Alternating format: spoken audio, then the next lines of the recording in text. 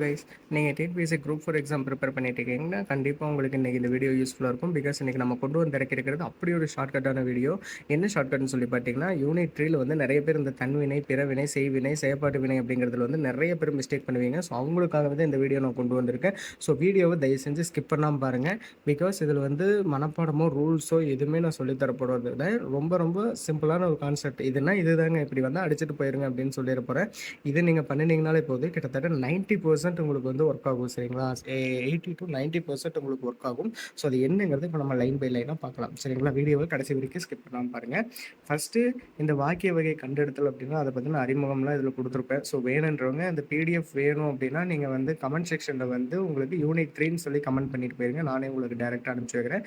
இது வந்து பார்த்துட்டிங்கன்னா இப்போது சொல்கிறேன் 70 to 90% தான் ஒர்க் ஆகும். 100% பியூராக ஒர்க் ஆகும்னு நான் சொல்ல மாட்டேன். ஸோ அதனால் வீடியோ எப்படி சொல்கிறது, கான்செப்டும் புரிஞ்சுக்கணும் கொஞ்சம் கொஞ்சம், அதே சமயத்தில் ஷார்ட்கட்டும் தெரிஞ்சு வச்சுக்கணும். சரிங்களா? இப்படி தெரிஞ்சு வச்சுக்கிட்டிங்கன்னா போதும், எப்படி டிஎன்பிஎஸ்சி ட்விஸ்ட் பண்ணி கேள்வி கேட்டாலும் உங்களால் பதில் சொல்ல முடியும். சரிங்களா?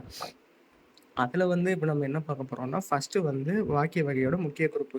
அதில் வந்து தொடர் இலக்கணம். இப்போவும் சொல்லிடுறேன், இதில் வந்து ஒரு சில பாயிண்ட்ஸ் வந்து இருக்காது. அது ஏன் இருக்காதுன்னா, நான் வந்து இதில் எது இம்பார்ட்டன்ட், எது டிஎன்பிஎஸ்சி அதிகமாக கேள்வி கேட்பாங்களோ அதை மட்டும்தான் சொல்லியிருக்கிறேன். ஸோ நீங்கள் வந்து ப்ரோ நீங்களாம் பாதி மிஸ் பண்ணிட்டீங்க அப்படின்னு சொல்லி என்கிட்ட நீங்கள் கேட்கக்கூடாது. சரிங்களா? ஸோ இப்போவே நான் சொல்லிடுறேன். இதில் ஃபஸ்ட்டு நம்ம பார்க்க போகிறது தொடர் இலக்கணம். தொடர் இலக்கணத்தில் எழுவாய். எழுவாய்னா என்ன ப்ரோ அப்படின்னு சொல்லி கேட்டிங்கன்னா, ஒரு சொற்றொடர் எழுதுவதற்கு அடிப்படையாக அமைவது பெயர்ச்சொல் எழுவாய் ஆகும். சரிங்களா? ஃபார் எக்ஸாம்பிள் கண்ணன் வந்தான். இதில் வந்து எது ஃபஸ்ட்டு வருது?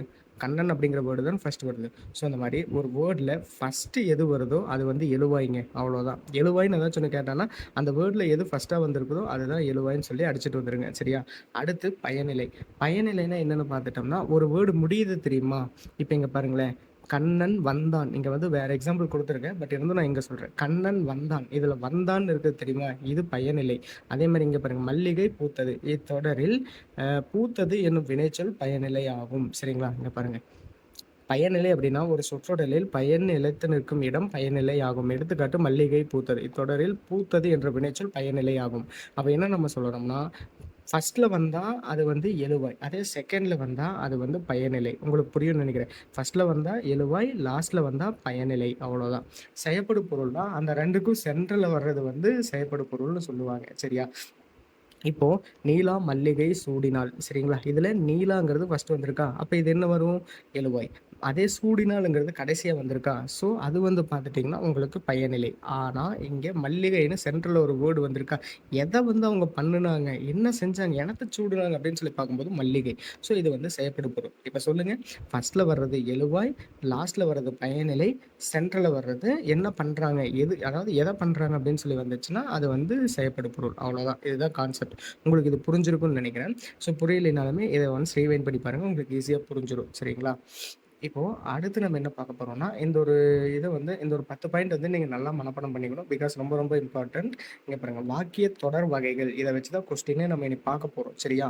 இங்கே பாருங்கள், அப்துல் நேற்று வந்தான். இது வந்து தன்வினை தொடர். தன்வினை தொடர்னா என்னன்னு பார்த்துட்டிங்கன்னா, யார் வந்தாங்க. சரியா? அப்துல் வந்தான். அப்துல்ங்கிறது யார்? இப்போ நான் தான். அதாவது ஒரு பர்சனை பேஸ் பண்ணி வந்துச்சுன்னா, இப்போது ஒரு பர்சன் இப்போ நான் தான் இருக்கேன், என்னை பற்றி வருதுன்னா அது வந்து தன்வினை தொடர். அப்துல் நேற்று வந்தான்னா நான் தான். இப்போ அப்துல்னா நான் வந்து நேற்று வந்தேன் அப்படிங்கிற மாதிரி, நேற்று தான் நான் வந்தேன் அப்படின்னு சொல்கிறோம்ல, அப்போ அது தன்வினை தொடர். அதே வந்து வேற ஒரு பர்சனை சொல்லி வர்ற மாதிரி இருந்துச்சுன்னா பிறவினை தொடர். இப்போ அப்துல் நேற்று வந்தான் அப்படிங்கிறத அப்துல் நேற்று வரவழைத்தான் அப்படின்னா அது பிறவினை தொடர். அப்துல் நேற்று வரவழைத்தான் அப்படின்னா நேற்று அவனை கூப்பிட்டு வந்தாங்க அப்படிங்கிற மாதிரி சொல்கிறோம்.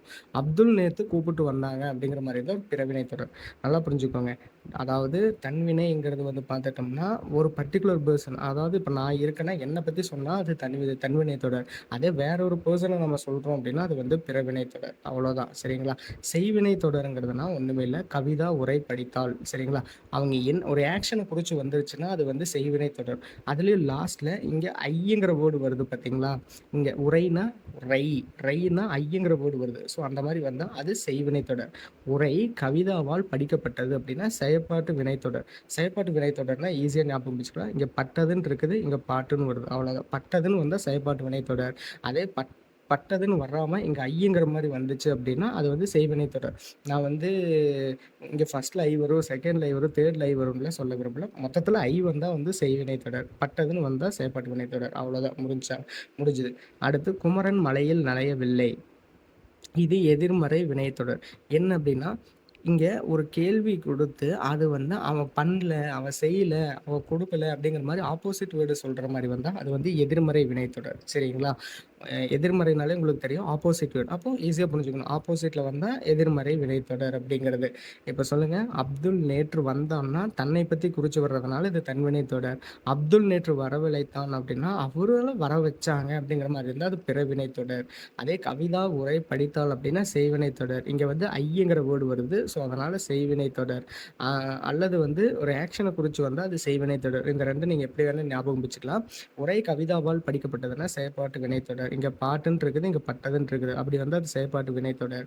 உரை அதுக்கப்புறம் குமரன் மலையில் நனையவில்லை, அதாவது அவங்க நனையலை, செய்யலை, கொடுக்கல அப்படின்னு சொல்லிட்டு ஆப்போசிட் வேர்டாக வந்துச்சுன்னா அது நெகட்டிவ் வேர்டாக வந்தால் அது எதிர்மறை வினைத்தொடர். சரியா? என் அண்ணன் நாளை வருவான் அப்படின்னா அது செய்தி தொடர். சரிங்களா? இப்போ என் அண்ணன் நாளை வருவான் இருக்குது, இதில் நீங்கள் பாருங்களேன், இது எப்படி உங்களுக்கு தெரியுது? ஆக்சுவலி இது ஒரு அனௌன்ஸ்மெண்ட் மாதிரி இருக்குது. யாராச்சும் கேட்குறாங்க, உங்கள் அண்ணன் இன்னைக்கு வரலையா அப்படின்னா, எங்கள் அண்ணன் நாளைக்கு வருவான் அப்படின்னா நம்ம ஒரு அனௌன்ஸ்மெண்ட் மாதிரி கொடுக்கணும். ஸோ அதனால் இது வந்து செய்தி தொடர். அதே வந்து எவ்வளவு உயரமான மரம் அப்படின்னா இது உணர்ச்சி தொடர். இது எப்படி சிம்பிளாக ஞாபகம் வச்சுக்கலான்னு பார்த்தா, இந்த ஆச்சரியக்குறி வந்தால் அது வந்து உணர்ச்சி தொடர். அவ்வளோதான். ஆச்சரியக்குறி வந்துச்சுனால இது உணர்ச்சி தொடர்னு ஈஸியாக அடிச்சுட்டு வந்துடுங்க. வேறு எதுவும் நான் ஷார்ட்கட் சொல்ல விரும்பல. அப்போது இங்கே பாருங்கள், நாளை வருவான்னு சொல்லிட்டு நம்ம ஒரு செய்தி சொல்கிற மாதிரி சொல்கிறோம் அப்படின்னா அது வந்து செய்தி தொடர். அதே ஆச்சரியக்குறி வந்தால் உணர்ச்சி தொடர், கேள்விக்குறி வந்தால் வினா தொடர். பேசிக்கொண்டிருப்பவர் யார், இங்கே கேள்விக்குறி கொடுத்துருக்குறோமா, ஸோ வினா தொடர். பூக்களை பறிக்காதீங்கன்னா கட்டளை வாக்கியம். சரியா? கட்டளை வாக்கியம்னா ஒரு ஆர்டர் போடுற மாதிரி வந்துச்சுன்னா அது வந்து கட்டளை வாக்கியம். குமரன் மலையில் நனைந்தான் அப்படின்னா உடன்பாட்டு வினைத்தொடர். அதாவது ஒரு தொழிலை செய்கிற மாதிரி வந்துச்சுன்னா அது வந்து உடன்பாட்டு வினைத்தொடர். சரிங்களா? ஒரு தொழில்னா நீங்கள் பிஸ்னஸ்ன்னு நினைக்கக்கூடாது. இங்கே வந்து ஒரு தொழிலுங்கிறது நனைந்தான், அதுதான் ஒரு தொழில். ஸோ அது வந்து உடன்பாட்டு வினைத்தொடர். இந்த மாதிரி அதாவது ஒரு தொழிலை குறித்து வந்தால் உடன்பாட்டு வினைத்தொடர். கட்டளை பண்ணுற மாதிரி ஆர்டர் போடுற மாதிரி வந்துச்சுன்னா அது வந்து கட்டளை வாக்கியம். அதே கேள்விக்குறி வந்தால் வினாத்தொடர், ஆச்சரியக்குறி வந்தால் உணர்ச்சி தொடர். என் அண்ணன் நாளை வருவான்னு சொல்லிட்டு ஒரு அனௌன்ஸ்மெண்ட்டு அல்லது வந்து சும்மா நார்மலாக ஆன்சர் பண்ணுற மாதிரி வந்துச்சுன்னா செய்தி தொடர். அதே நெகட்டிவ் வேர்டாக வந்துச்சுன்னா எதிர்மறை வினைத்தொடர். அதே படிக்கப்பட்டது, பட்டதுன்னு வந்தால் செயற்பாட்டு வினைத்தொடர். கவிதா உரை படித்தால்னா செய்வினை தொடர். இங்கே ஐ வருது. அதே வந்து அப்துல் நேற்று வரவழைத்தான் வேற ஒரு பர்சனை குறித்து வந்தால் அது வந்து பிறவினை தொடர். அதே அப்துல் நேற்று வந்தான்னு சொல்லிட்டு தன்னை பற்றி கொடுக்குற மாதிரி வந்துச்சுன்னா அது தன்வினை தொடர். அவ்வளோதான். உங்களுக்கு இது புரிஞ்சிருக்கும்னு நினைக்கிறேன். புரிஞ்சிருக்கணும். புரியல அப்படின்னாலுமே ஒன்ஸ் நீங்கள் ரீவைண்ட் பண்ணி பாருங்கள், கண்டிப்பாக புரிஞ்சிடும். சிம்பிள் கான்செப்ட் தான். சரிங்களா? அடுத்து கருத்து வகை வாக்கியங்கள். அங்கே பார்த்தது இங்கே நம்ம டீட்டெயிலாக பார்க்க போகிறோம். அதாவது இப்போ நம்ம இங்கே இதை பார்த்தோம்ல, இதை வந்து இப்போ நம்ம இங்கே டீட்டெயிலாக பார்க்க போகிறோம். இங்கே பாருங்கள், செய்தி வாக்கியம். ஒருவர் கூற வந்த செய்தியை கூறுவது செய்தி வாக்கியம். இளங்கோவடிகள் சிலப்பதிகாரத்தை இயற்றினார். தெரியுதா? இளங்கோவடிகள் சிலப்பதிகாரத்தை இயற்றினார்னு ஒரு செய்தி, ஒரு நியூஸ். அவ்வளோதான். ஒரு நியூஸ் மாதிரி சொல்கிறோம். இது யார் இப்போ எழுதுனா? இளங்கோவடிகள் எழுதுனா இருப்பான் அப்படின்னா செய்தி மாதிரி தானே இருக்குது. ஸோ இது ஒரு செய்தி வாக்கியம். அதே கட்டளை வாக்கியம் அப்படின்னா தன் முன்னால் நிற்பவரிடம் ஒரு செயலை செய்யுமாறு கட்டளை இடுவது ஆகும். சரிங்களா? திருக்குறளை படி. ஸ்டூடெண்ட்ஸ் இருக்காங்கன்னா டீச்சர் என்ன சொல்லுவாங்க? திருக்குறளை படி அப்படின்னு சொல்கிறோம். அப்படின்னு நம்ம ஒரு ஆர்டர் போடுறோம். ஆர்டர் போட்டு அது வந்து கட்டளை வாக்கியம். சரியா? அடுத்து வினா வாக்கியம். ஒருவரிடம் ஒன்று வினாவது வினா வாக்கியம் ஆகும். பெரிய புராணத்தை இயற்றியவர் யார்? கேள்விக்குறி வருதா? கேள்விக்குறி வந்தால் வினா வாக்கியம். என்ன சொன்னேன்? கேள்விக்குறி வந்தால் வினா வாக்கியம். அதே உணர்ச்சி வாக்கியம்னா ஆச்சரியக்குறி வரணும். ஆச்சரியக்குறி வந்தால் உணர்ச்சி வாக்கியம். அவ்வளோதான். அது எப்படின்னா வியப்பு, அச்சம், உவகை, அவலம் முதலிய உணர்ச்சிகளை வெளிப்படுத்துவதாக அமைவது உணர்ச்சி வாக்கியம் ஆகும். அடடா, பேச்சு போட்டியில் என் தம்பி வெற்றி பெற்று விட்டான். உவகை. ஆச்சரியக்குறி வருதா? புலி வருகிறது. அச்சம். சரியா? வந்துருச்சா? அடுத்து பழந்தமிழ் இலக்கியங்கள் பல அழிந்து விட்டனவே. அவலம். கொஞ்சம் கஷ்டப்படுற மாதிரி இருக்குது. எல்லாம் அழிஞ்சிருச்சுப்பா. குமரி கண்டம் ஞாபகம் வச்சுக்கோங்க. தஞ்சை பெரிய கோவில் என்ன அழகு அப்படின்னு சொல்லிட்டு ஒரு ஆச்சரியமாக சொல்கிறோமா? ஸோ இது வந்து உணர்ச்சி வாக்கியம். இன்னும் சிம்பிளாக சொல்லணும்னா நம்ம பாலிமர் நியூஸில் ரஞ்சித்தனா சொல்லியிருப்பார், ஐயோ குத்திப்புட்டாடா அப்படின்னு சொல்கிறோம் தெரியுமா? ஸோ அப்போ அந்த இடத்துல ஐயோங்கிற இடத்துல வந்து நம்ம ஒரு ஆச்சரியக்குறி போடுவோம். ஸோ அது வந்து உணர்ச்சி வாக்கியம். உங்களுக்கு இது ஈஸியாக புரிஞ்சிருக்கும்னு நினைக்கிறேன். கண்டிப்பாக ஸோ, இதுக்கு மேல ஈஸியா என்னால சொல்லி தர முடியல. சரியா? அடுத்து வினா வகை வாக்கியம். சாரி, வினை வகை வாக்கியம். மெயினா நோட் பண்ணிக்கோங்க. இங்க ஒரு ஹெட்லைன் குடுத்திருப்பேன். என்னன்னா, கருத்து வகையில் வந்து வாக்கியங்கள் 4 வகைப்படும். எக்ஸாம்ல கேட்பாங்க. ரொம்ப ரொம்ப இம்பார்ட்டன்ட் பாயிண்ட் நோட் பண்ணிக்கோங்க. சரிங்களா? அதே வந்து வினை வகை வாக்கியங்கள் வந்து 6 வகைப்படும். அது என்ன அப்டின்னா, உடன்பாட்டு வாக்கியம். அதான் சொன்னேன்ல, மழையில் நனைந்தான் அப்டின்ட்டு வந்துச்சு தெரியுமா? அந்த மாரி. ஒரு தொழில் நிகழ்வதை கூறுவது உடன்பாட்டு வினை வாக்கியம் ஆகும். தமிழ்ச்செல்வன் மதுரைக்கு சென்றான். சரியா? ஸோ இங்க வந்து அவன் மதுரைக்கு போறாங்கிறது ஒரு தொழில். சரியா? மதுரைக்கு சென்றான் அப்படின்னு சொல்லிட்டு வருது தெரியுமா? இந்த சென்றான்ங்கிறது தொழில் இதில வர்றதுனால, இது வந்து உடன்பாட்டு வாக்கியம். அவ்வளோதான். சரிங்களா? நான் வந்து என்ன சொல்றேன்னா, இங்க பாருங்க. உடன்பாட்டு வினை வாக்கியம். ஒரு தொழில் நிகழ்வதை கூறுவது உடன்பாட்டு வினை வாக்கியம். சரிங்களா? இதெல்லாம் அவ்வளோலாம் டீப்பாலாம் கேட்க மாட்டாங்க. சும்மா சொல்ற கான்செப்ட்ட ஞாபகம் வச்சுக்கோங்க. அவ்வளோதான். உங்களுக்கு இதுக்கப்புறம் எக்ஸாம்பிள்ஸ் பார்க்கும்போது ஈஸியா புரியும். நான் சொல்றேன். கேரண்டியா சொல்றேன் பாருங்க. ஒரு தொழில் நிகழாமையையும், ஒரு செயலை மறுப்பதையும் கூறுவது எதிர்மறை வினை வாக்கியம் ஆகும். சரிங்களா? எதிர்மறை வினை வாக்கியம்னா இங்க பாருங்க. தமிழ்ச்செல்வன் மதுரைக்கு செல்லவில்லை. தான் மதுரைக்கு செல்ல முடியாது என்றான் தமிழ்ச்செல்வன். சரியா? இங்க என்ன சொல்லியிருக்கான்? நெகட்டிவா வந்திருக்கு. செல்லவில்லை அப்படின்னு சொல்லிட்டு வந்திருக்கு. ஸோ இது செல்லவில்லைன்னு வந்தா, இது வந்து எதிர்மறை வினை வாக்கியம். உங்களுக்கு புரியும்னு நினைக்கிறேன். ஓகேவா? அடுத்து செய்வினை வாக்கியம். இங்க பாருங்க. ஒரு வினையை முன்னின்று செய்வது செய்வினை வாக்கியமாகும். இதில் எழுவாய், செயப்படு பொருள், பயனிலை என்ற வரிசையில் சொற்கள் அமைந்திருக்கும். 2ஆம் வேற்றுமை உருபான ஐயும் மறைந்தும் வெளிப்பட்டும் வரும் அப்படின்ட்டு இருக்காங்க. சரிங்களா? அதான் சொன்னேன்ல, ஐங்கிற வேர்டு வந்துருச்சுன்னா அது வந்து செய்வினை வாக்கியம்ட்டு. இங்க பாருங்க. இளங்கோவடிகள் சிலப்பதிகாரம் இயற்றினார். இங்க வந்து 2ஆம் வேற்றுமை உருபு ஐங்கிறது மறைஞ்சு வந்திருக்கு. இங்க சிலப்பதிகாரம் அப்படிங்கிறது அப்படியே வந்துருச்சு. ஆனா இங்க பாருங்க. இளங்கோவடிகள் சிலப்பதிகாரத்தை இயற்றினார். இங்க ஐ வெளிப்படையா வந்திருக்குது. ஆனா இங்க வந்து மறைஞ்சு வந்திருக்கு. ஸோ இந்த மாதிரி மறைஞ்சு வந்தாலும் சரி, வெளிப்பட்டு வந்தாலும் சரி, அது வந்து செய்வினை வாக்கியம். மேக்ஸிமம் வெளிப்பட்டு இருக்கிற மாதிரி தான் கேட்பாங்க டிஎன்பிஎஸ்சி. சரியா? அதனால ஈஸியா நம்ம அடிச்சிட முடியும். அப்படி உங்களால வெளிப்படையா குடுக்காம வந்திருந்தாலுமே, மத்த 3 ஆப்ஷனை நீங்க கம்பேர் பண்ணும்போது ஈஸியா டக்குன்னு அடிக்கிற மாதிரி தான் இருக்கும். செய்வினை வாக்கியம்னா ஐ வெளியே வந்திருக்குங்க. அவ்வளோதான். சரியா? முடிஞ்சு. அடுத்து செயற்பாட்டு வினை வாக்கியம் அப்படின்னா, நான் சிம்பிளாவே சொல்லிட்டேன். படு, பட்டது என்னும் சொற்கள் வந்தா அது வந்து செயற்பாட்டு வினை வாக்கியம். சிலப்பதிகாரம் இளங்கோவடிகளால் இயற்றப்பட்டது. பட்டதுங்கிற வேர்டு வந்திருக்கா? ஸோ செயற்பாட்டு வினை வாக்கியம். அதே மாதிரி 3ஆம் வேற்றுமை உருபான ஆள். இங்க பாருங்க. இளங்கோவடிகளால் ஆள் வந்திருக்கா? ஸோ செயற்பாட்டு வினை வாக்கியம். இதெல்லாம் நீங்க பார்க்க வேணாம். இந்த பட்டது வந்தா செயற்பாட்டு வினை வாக்கியம்னு சொல்லிட்டு கண்ணை மூடிட்டு அடிச்சுட்டு வந்துருங்க. சரிங்களா? அடுத்து தன்வினை வாக்கியம். கருத்தா தானே செய்யும் வினை தன்வினை வாக்கியம் ஆகும். அதைத்தான் சொன்னேன். இப்ப நம்மளை குறிச்சு நான் தான் பண்றேன் அப்படின்னு சொல்லிட்டு என்ன குறிச்சு வர்ற மாதிரி இருந்தா அது வந்து தன்வினை வாக்கியம். ராமு செய்தான்.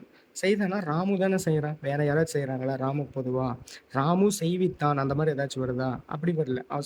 செஞ்சு கொடுத்தான் அப்படிங்கிற மாதிரிலாம் வரல. ராமு செஞ்சான், அவ்வளவுதான். ஸோ இந்த இடத்துல வந்து பாத்தீங்கன்னா ராமு செய்தான்ங்கிறது வந்து தன்வினை வாக்கியம். பாலன் கண்டான். சரிங்களா? இங்கேயே பாருங்க. கண்டான் அவனே தான் பண்றான். பாலன் தான் பார்த்தா, வேற யாரையும் பார்க்கல, வேற யாருக்கும் காமிக்கல. ஸோ அதனால இது வந்து தன்வினை வாக்கியம். இன்னும் சிம்பிளா சொல்லணும்னா, இங்க நானுன்னு வந்துச்சுன்னா தன்வினை வாக்கியங்க. அவ்வளவுதாங்க. இதுக்கு மேல நான் எதுவும் சொல்றதுக்கு இல்லை இதுல. அடுத்து பிறவினை வாக்கியம்னா, கருத்தா பிறரை கொண்டு செய்விக்கும் வினை பிறவினை வாக்கியமாகும். தன்வினை பகுதியுடன் வி அல்லது பி என்ற எழுத்துக்கள் சேர்ந்தால் அது பிறவினை வாக்கியம். ராமு செய்வித்தான், வி வருதா? பாலன் காண்பித்தான், பி வருதா? ஸோ இந்த மாதிரி வி அல்லது பி வந்தா வந்து அது பிறவினை வாக்கியம். அப்படி எதுவுமே இல்லாம வேற ஒரு பர்சனை காட்டுற மாதிரி வந்துச்சுன்னா அது வந்து பிறவினை வாக்கியம். அவ்வளவுதான். உங்களுக்கு இப்போ புரிஞ்சிருக்கும்னு நினைக்கிறேன். ஸோ அந்த பாக்ஸ் இப்போ மேலே வந்து நான் காட்டினேன்ல, இந்த பாக்ஸ் மட்டும் நீங்க கம்பல்சரி நல்லா படிச்சுக்கோங்க. பிகாஸ் இது வந்து ரொம்ப ரொம்ப இம்பார்ட்டன்ட். இது தெரிஞ்சிருச்சுன்னா ஈஸியா அடிச்சுட்டு வந்துடலாம். சரியா? இதை வந்து கொஞ்சம் அப்பப்போ நல்லா பார்த்து வச்சுக்கிறது பெட்டர். சரிங்களா?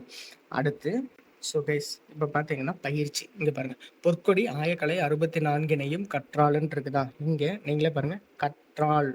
ஆக்சுவலி இங்கே வந்து ஒரு பெண்ணை குறித்து வருது. பொற்கொடிங்கிறது ஒரு ஃபீமேலை குறித்து வருது. அது அவங்க தான் கற்றுக்குறாங்க. பொற்கொடி தான் கற்றுக்குறாங்களே தவிர அவங்க வேற யாருக்கும் கற்றுக் கொடுக்கல. ஸோ அது வந்து தன்வினை. இப்போ பொற்கொடி ஆயக்கலை 64னையும் கற்பித்தாள் அப்படின்னா அது வந்து பிறவினை. அவள் வேற ஒருத்தர் பர்சனுக்கு கற்றுக் கொடுக்குறான். ஆனால் பொற்கொடி ஆயக்கலை 64னையும் கற்றாள் அப்படின்னா அவங்க தான் கற்றுக்குறாங்க. ஸோ அது வந்து தன்வினை. சரியா? அடுத்து தென்னிந்தியாவின் அடையாள சின்னமாக காங்கேயம் மாடுகள் போற்றப்படுகின்றன. எவ்வகை தொடர்னு கேட்டிருக்காங்க. சரியா? இங்கே பாருங்க. வினா தொடர், கட்டளை தொடர், செய்தி தொடர், உணர்ச்சி தொடர். சரியா? இப்போ நீங்க யோசிச்சு பாருங்க. தென்னிந்தியாவின் அடையாள சின்னமாக காங்கேய மாடுகள் போற்றப்படுகின்றன அப்படிங்கிறது வினா தொடர்னு வருமா? அப்படி வினா தொடரா வரணும் அப்படின்னா அவங்க எப்படி கேட்டிருப்பாங்கன்னா, தென்னிந்தியாவின் அடையாள சின்னமாக எது போற்றப்படுகின்றன, எவை போற்றப்படுகின்றனன்னு சொல்லி கேட்போம். அப்படி கேட்டா வினா தொடர்ன்னு போடலாம். அதே கட்டளை தொடர்னா ஆர்டர் போடுற மாரி வரும். தென்னிந்தியாவின் அடையாள சின்னமாக காங்கேய மாடுகள் தான் போற்றப்படுகிறது. அந்த மாரி ஏதாச்சும் லைக் ஒரு ஆர்டர் போடுற மாரி வந்துருச்சுன்னா, அது வந்து என்னைய ஆர்டர் போடுற மாரி வந்தா கட்டளை தொடர். அதே வந்து செய்தி தொடர்னா, நம்ம அங்க இருக்கிறத அப்படியே சொல்றோம். தென்னிந்தியாவின் அடையாள சின்னமாக காங்கேய மாடுகள் போற்றப்படுகின்றன அப்படின்னு சொல்லிட்டு நம்ம அப்படியே சொல்றதுனால, அது வந்து செய்தி தொடர். உணர்ச்சி தொடர் அப்படின்னா, நம்ம வந்து இதை இன்னும் ஹைப் ஏத்துற மாரி சொல்லணும். அதாவது, ஐயோ! தென்னிந்தியாவின் அடையாள சின்னமாக காங்கேய மாடுகள் போற்றப்படுகின்றனவா? அப்படின்னு சொல்லிட்டு ஒரு ஆச்சரியமா சொல்ற மாரி வந்துச்சுன்னு வச்சுக்கயேன், அது வந்து உணர்ச்சி தொடர். அதான் சொல்றேன், உணர்ச்சி தொடர்னா ஆச்சரியக்குறி வரணும். வினா தொடர்னா கேள்விக்குறி வரணும். கட்டளை தொடர்னா ஆர்டர் போடுற மாரி வரணும். அது எதுவுமே இல்லாம இருந்துச்சுன்னா செய்தி தொடர்ன்னு ஈஸியா அடிச்சிடலாம். அடுத்து இங்க குடுத்துருக்காங்க பாருங்க. தன்வினையை தேர்ந்தெடுங்கன்னு இருக்குது. ஈஸியா புரியும் பாருங்க. அப்பூதி அடிகள் நான்மறை கற்கவில்லை. ஆக்சுவலி இது வந்து உங்களுக்கு இங்க ஸ்பெல்லிங் மிஸ்டேக்கு. பாருங்க. ஸோ அப்பூதி அடிகள் நான்மறை கற்கவில்லைன்னு இருக்குது. தன்வினை தேர்ந்தெடுக்க சொல்றாங்க. நான்மறை கற்கவில்லை அப்படின்னா இது நெகட்டிவ் வந்துரும். சரியா? இது எதிர்மறை தொடர்பு வந்துரும். அப்ப இது ஆன்சரா வராது. அப்பூதி அடிகள் நான்மறை கற்பித்தார் அப்படின்னா வேற ஒரு பர்சனுக்கு கத்துக் கொடுக்குறோம். ஸோ அப்ப இது என்ன வரும்? இது வந்து பார்த்தோம்னா பிறவினைன்ட்டு வரும். அப்பூதி அடிகள் நான்மறை கற்றாரா அப்படின்னா கேள்விக்குறி வந்திருக்கு. ஸோ அப்போ அது வந்து வினா தொடர் போயிடும். அப்போ தன்வினைனா என்ன வரும்? அப்பூதி அடிகள் நான்மறை கற்றார். அப்பூதி அடிகள் தான் கத்துக்கிறாரு. ஸோ அதனால வந்து இது தன்வினை தொடர். உங்களுக்கு ஈஸியாக புரிஞ்சிருக்கும்னு நினைக்கிறேன். இது அப்படியெல்லாம் நீங்கள் கஷ்டப்பட வேண்டியதில்லை. அப்பூதி அடிகள் நான்மறை கற்கவில்லை அப்படின்னா நெகட்டிவ்லுக்கு தான் எதிர்மறை. கற்பித்தார் அப்படின்னா வேற ஒரு பர்சனுக்கு சொல்லி கொடுக்குறாங்க. ஸோ அது வந்து பிறவினை. கற்றாரான்னு சொல்லிட்டு கேள்விக்குறி கொடுத்துருக்காங்க. ஸோ இது வந்து வினா தொடர். அப்படி எதுவுமே இல்லை, நான்மறை கற்றார் அப்படின்னா அது வந்து தன்வினை தொடர். அவ்வளோதான். புரிஞ்சா? இப்போ இங்க பாருங்க. பானை குயவனால் செய்யப்பட்டது எவ்வகை வாக்கியம்? எவ்வகை வாக்கியம்? நான் சொல்லிட்டேன் ஷார்ட்கட். இங்க பட்டதுன்னு வந்தா இங்க பாட்டு வினை வாக்கியம், செயற்பாட்டு வினை வாக்கியம். அவ்வளவுதான். வேற எதுவுமே நீங்க பார்க்க வேண்டியதில்லை. கேள்விக்குறி இல்லை. அதனால வினா வாக்கியம் வராது. அதே மாதிரி வந்து எதிர்மறை வாக்கியம், பானை குயவனால் வணையப்படவில்லை அப்படிங்கிற மாதிரி வந்திருந்தா எதிர்மறை வாக்கியம் சொல்றான். ஆனா இங்க வந்து அப்படி வரல, பட்டதுன்னு தான் கொடுத்துருக்கும். ஸோ செயற்பாட்டு வினை வாக்கியம், செய்வினை வாக்கியம் வராது. இப்ப நான் வந்து இவ்வளவும் சொல்லி கொடுத்துட்டேன். நீங்க என்ன பண்ணணும்னா, இப்ப நான் கொடுத்துருக்கிற இந்த பிடிஎஃப் நீங்க பார்த்து இதுக்கு என்ன ஆன்சர் வரணும்னு சொல்லணும். பேலன்ஸ் இருக்கிற 4 கொஸ்டினுக்கு. சரியா? இப்போ பாருங்க. வேடன் சிங்கத்தை வீழ்த்தினான் எவ்வகை வாக்கியம்? கொஞ்சம் பார்த்து ஆன்சர் சொல்லுங்க பார்ப்போம். தனி வாக்கியம், தொடர் வாக்கியம், எதிர்மறை வாக்கியம், கலவை வாக்கியம். கொஞ்சம் இது ஸ்பெல்லிங் மிஸ்டேக்கு, நான் மாற்றி விட்டுறேன். ஸோ இங்கே வந்து பார்த்துட்டிங்கன்னா என்ன வரும்னு சொல்லுங்கள். தனியா, தொடரா, எதிர்மறையா, கலவையா? ஆன்சர் பண்ணிட்டு போங்க. அப்படியே நான் சொல்ல ஆன்சர் பண்ணுங்கள். செயற்பாட்டு வினைத்தொடரை கண்டறிக. இங்கே கேட்டிருக்காங்க செயற்பாட்டு வினைத்தொடரை கண்டறிக அப்படின்னு கேட்டிருக்காங்க. அப்போ என்ன ஆன்சர் வரும்? நாற்காலி தச்சனால் செய்யப்பட்டது. தச்சன் நாற்காலியை செய்தான். நாற்காலியை செய்தவன் தச்சன். நாற்காலியை தச்சன் செய்தான். என்ன ஆன்சர் வரும் சொல்லுங்கள். செயற்பாட்டு வினைத்தொடர். ஆன்சர் பண்ணியாச்சா? அடுத்த கொஸ்டின் போகலாமா? சரி. அடுத்து மாணவன் பாடம் படித்தலன் எவ்வகை தொடர்? இங்க பாருங்க. மாணவன் பாடம் படித்தலன் என்ன தொடர்? எதிர்மறையா, பொருள் மாறா எதிர்மறை தொடரா, உடன்பாட்டு தொடரா, கலவை தொடரா? என்ன வரும்? ஆன்சர் பண்ணுங்க. டக்குன்னு ஆன்சர் போட்டு விடுங்க பார்ப்போம். போட்டாச்சா? என்னையா இன்னும் யோசிச்சுட்டு இருக்கீங்க? பாருங்க, கேள்வி பாருங்க. மாணவன் பாடம் படித்தலன் என்ன வரும்? எதிர்மறை, பொருள் மாறா எதிர்மறை, உடன்பாட்டு தொடர், கலவை தொடர். ஆன்சர் போட்டாச்சா? சரி, ஓகே. அடுத்து ஐயோ முள் குத்திவிட்டதே எவ்வகை தொடர் என கண்டறிக. சொல்லுங்க. செய்தி தொடர், உணர்ச்சி தொடர், வினா தொடர், கட்டளை தொடர். என்ன வரும்னு சொல்லுங்க பார்ப்போம். டக்குன்னு நான் ஷார்ட்கட் சொல்லி கொடுத்துருக்கல, யூஸ் பண்ணுங்க பார்ப்போம். ஐயோ முள் குத்தி விட்டதே என்ன ஆன்சர் வரும்? போட்டாச்சா? ஓகே, அவ்வளோதான். ஸோ இதை நீங்கள் ஆன்சர் பண்ணிட்டு போங்க. நான் வந்து கமெண்ட் செக்ஷனில் உங்களுக்கு ரிப்ளை கொடுக்குறேன். சரியா? அண்ட் இப்போவும் சொல்கிறேன், இதுக்குள்ளேயே நான் சொல்லி முடிச்சிடுறேன். அதாவது இந்த ஷார்ட்கட் வந்து என்னோட தனிப்பட்ட முறையில் எனக்காக உருவாக்கப்பட்டதாகும். சரியா? நான் படித்தா எப்படி படிப்பேன் அப்படிங்கிறத சொல்லிக் கொடுக்குறதுக்காக தான் இது வந்து நான் கொடுத்துருக்கேன். ஸோ இது வந்து ஃப்ரெஷர்ஸ்க்கு மட்டும்தான். எக்ஸ்பீரியன்ஸ் ஸ்டூடெண்ட்ஸ் எல்லாம் பார்த்துட்டு ப்ரோ தப்பாக இருக்குது ப்ரோ, என்ன ப்ரோ இப்படியெல்லாம் சொல்லி கொடுத்துட்ருக்கேன் அப்படின்னு சொல்லிட்டு எனக்கு கேள்வி கேட்காதுங்க. நான் வந்து கிரியேட் பண்ணியிருக்கேன். சரிங்களா? ஸோ வீடியோ பிடிச்சிருக்குன்னு நம்புறேன். அண்ட் அதே மாரி உங்களுக்கு வந்து 6த்துலேருந்து 12th வரைக்கும் தேவையான school books, new books, out source எல்லாம் பார்க்கணும்னு நெனச்சீங்கன்னா, இங்க இருக்கிற இந்த லிங்க கிளிக் பண்ணுங்க. இந்த பிடிஎஃப்ல இருக்கிற லிங்க் இப்பவும் சொல்லிட்டேன். இந்த பிடிஎஃப் உங்களுக்கு வேணும் அப்படின்னா வந்து யூனிட் 3ன்னு சொல்லி கமெண்ட் பண்ணுங்க அப்படின்னு சொல்லியிருக்கேன். அண்ட் இதே மாதிரி யூடியூப்லேயும் நம்ம வீடியோஸ் இருக்கும். ஸோ வேணுன்றவங்க செக் பண்ணி பாருங்கள். YouTube channel name avtnpc.2026. Okay, இந்த வீடியோ பிடிச்சிருக்குன்னு நினைக்கிறேன். ஸோ இந்த வீடியோ பிடிச்சிருந்துச்சு அப்படின்னா எனக்கு ஒரு தம்ஸ் அப் மட்டும் போட்டுட்டு போயிருங்க. ஏன்னா அப்போ தான் அடுத்தடுத்த வீடியோ பண்ணுறதுக்கு எனக்கு மோட்டிவேஷனாக இருக்கும். ஸோ வழக்கம் போல் அடுத்த வீடியோவில் பார்க்கலாம். பை.